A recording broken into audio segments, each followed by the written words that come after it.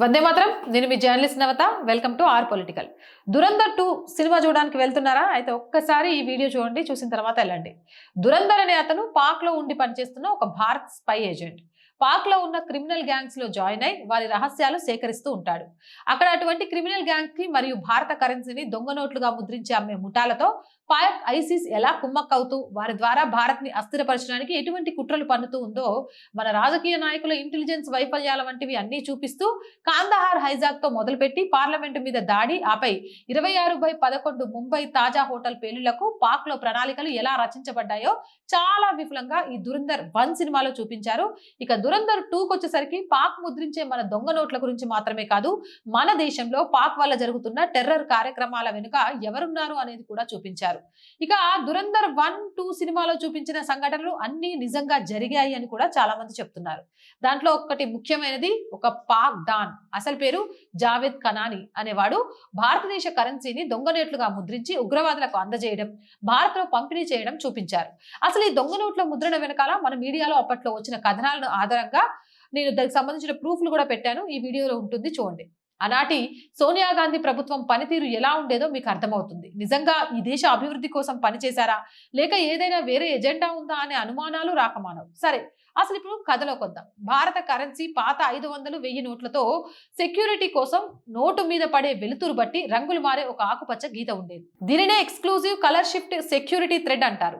దీనిని సరఫరా చేయడంలో సందేహాస్పద పద్ధతులను అనుసరించారని అనేక ఆరోపణలపై మాజీ ఆర్థిక కార్యదర్శి అరవింద్ మయారా మరియు యూకేకి చెందిన కంపెనీ డిలారు పై సిబిఐ 2023లో ఎఫ్ఐఆర్ దాఖలు చేసి ఆ తర్వాత అరవింద్ ఇంటిపై జరిపిన దాడుల్లో సిబిఐ కొన్ని ముఖ్య పత్రాలను స్వాధీనం చేసుకుంది. అసలు ఈ కరెన్సీ నోట్ల స్కామ్ ఏంటో తెలుసుకోవాలా? ఫస్ట్ ముందు వెనక చూడకుండా మోడీ హడావిడిగా నోట్లు రద్దు అసలు ఎందుకు చేసి ఉంటాడో ఇది పూర్తిగా వింటే గానీ మీకు అర్థమవుతుంది. 2004లో వాజ్పేయి ఓడిపోయి యూపీఏ ప్రభుత్వం ఏర్పడిన తర్వాత కరెన్సీ నోట్ల కోసం సెక్యూరిటీ థ్రెడ్లను సరఫరా చేయడానికి డీలారు అనే బ్రిటిష్ కంపెనీ కాంట్రాక్ట్ పొందింది. ఈ ఒప్పందాన్ని అప్పటి ఆర్థిక మంత్రి పి చిదంబరం ఆమోదించారు. 2010 వరకు అంతా సజావుగానే సాగింది. అలాగే ఈ డీలారు కంపెనీ పాకిస్తాన్ కి కూడా ఇదే కరెన్సీ ప్రింటింగ్ పేపర్లు మరియు ఇతర సామాగ్రిని సరఫరా చేస్తున్నట్లు పాకిస్తాన్ గూఢాచార సంస్థ ఐసిస్ వీటితో భారత నకిలీ కరెన్సీలను పెద్ద మొత్తంలో ముద్రించడానికి ఉపయోగిస్తున్న భారత్ యొక్క ఇంటెలిజెన్స్ ఏజెన్సీలు 2010లో కనుగొన్నాయి. అదృష్టవశాత్తు ఆ టైంలో కాస్త నిజాయితీ పరుడైన ప్రణబ్ దా ఆర్థిక మంత్రిగా ఉండడంతో బ్రిటిష్ కంపెనీతో ఈ కాంట్రాక్ట్ రద్దు చేసి హోమ్ మినిస్ట్రీకి చెప్పి ఆ కంపెనీని బ్లాక్ లిస్ట్ లో పెట్టించాడు. అప్పుడు హోమ్ మినిస్టర్ చిదంబరం. ఈ చిదంబరం జూలై 2012లో ఆర్థిక మంత్రి అయ్యాడు. ఇక్కడి నుంచి మళ్ళీ కథ మలుపు తిరుగుతుంది. 2023లో సిబిఐ పట్టుకున్న ఆర్థిక శాఖ కార్యదర్శి ఈ అరవింద్ మయారం అప్పుడు చిదంబరం దగ్గర ఎకనామిక్ అఫైర్స్ సెక్రటరీగా ఉన్నాడు.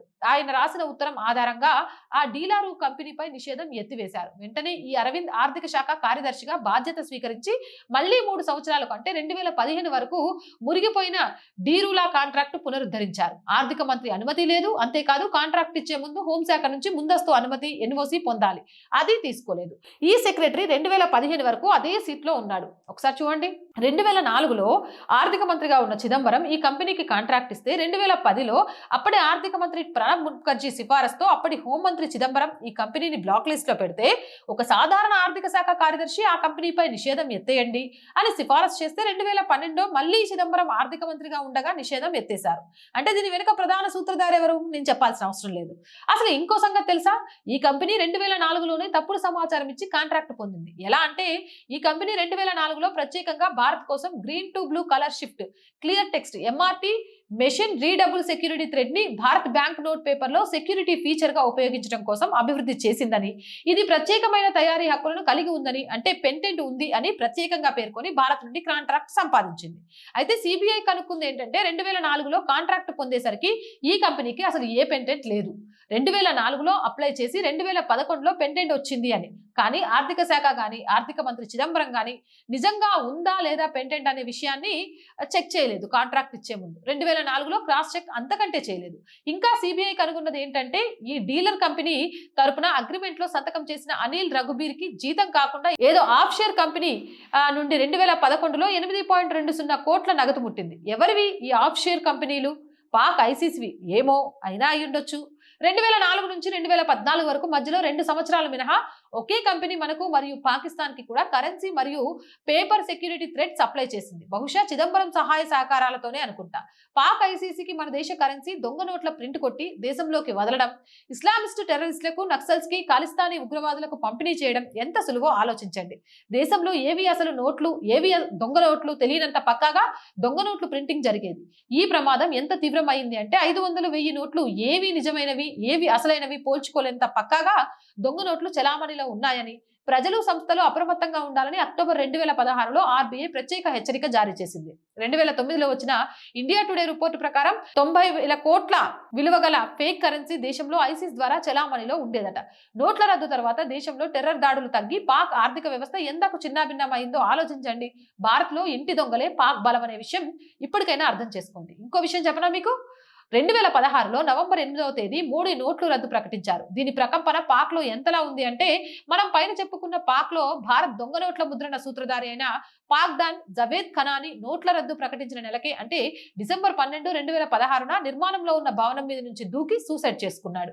ఒకవైపు పాక్ ఇలా పరోక్ష ఆర్థిక సహాయం, మరోవైపు ఉగ్రవాదులతో సహృద్భావ వాతావరణంలో చర్చల కోసమని మన భద్రతా దళాలు కష్టపడి పట్టుకొని జైల్లో శిక్షలు అనుభవిస్తున్న 25 మంది ఉగ్రవాదులను 2010లో పాక్ బార్డర్ వరకు తీసుకువెళ్లి అదే భద్రతా దళాలు విడిచిపెట్టవలసిన పరిస్థితి కల్పించింది సోనియా ప్రభుత్వం. అలా విడిచిపెట్టిన వాళ్ళలో లతీఫ్ అనేవాడే ఆ తర్వాత కాలంలో పఠాన్ కోట వద్ద జరిగిన ఉగ్రవాద దాడి మూల సూత్రధారి. మీకు అర్థమైంది కదా, సోనియా గాంధీ ప్రభుత్వం ఉన్నప్పుడు పాక్ ఎంత పచ్చగా ఉండేదో, మోడీ వచ్చాక ఎలా ఆర్థిక ఇబ్బందులు ఎదుర్కొంటుందో. అందుకే పాక్ కూడా మోడీ ప్రభుత్వం పోయి సోనియా ప్రభుత్వం మళ్ళీ రావాలని కోరుకుంటుంది. ఇక కొసమెరుపు ఏంటంటే, రాహుల్ గాంధీ ఆ మధ్య చేసిన తన భారత్ జోడో యాత్రలో పైన చెప్పుకున్న మాజీ ఆర్థిక సెక్రటరీ అరవింద్ మయారంతో కలిసి నడిచారు. ఫోటోలో రాహుల్ గాంధీ పక్కన గల్ల షర్ట్ వేసుకొని ఆయన కూడా కనిపించాడు. మీరు కావాలంటే ఆ ఫొటోస్ ని చెక్ చేసుకోవచ్చు. ఇక ఇప్పుడు వెళ్ళి దురంధర్ 2 సినిమా చూడండి, ఇంకా క్లియర్ గా అర్థమైంది. రోజు చెప్పేదండి, R group of channels, R voice, R political, R Samskruthi, 3 మన ఛానల్సే. So please subscribe our channels. Content బాగుంది అనిపిస్తే లైక్ చేయండి, షేర్ చేయండి, మీ అభిప్రాయాన్ని కామెంట్ చేయండి. అలాగే ఆర్థికంగా ఆర్ వాయిస్ కి చేయుతగా నిలవండి. ఆర్థికంగా సపోర్ట్ చేయాలి అంటే సబ్స్క్రిప్షన్ పక్కనే జాయిన్ అనే బటన్ ఉంది. 1 to 5 లెవెల్స్ ఉన్నాయి, ఏదో ఒక లెవెల్లో సపోర్ట్ చేయండి. లేదా స్క్రీన్ మీద గూగుల్ పే, ఫోన్ పేతో పాటు అకౌంట్ డీటెయిల్స్ ఉన్నాయి, మీకు తోచిన సహాయాన్ని అందించవచ్చు. వ్యాపార ప్రకటనల కోసం 8328500576 నెంబర్ని సంప్రదించండి. జై హింద్, జై భారత్.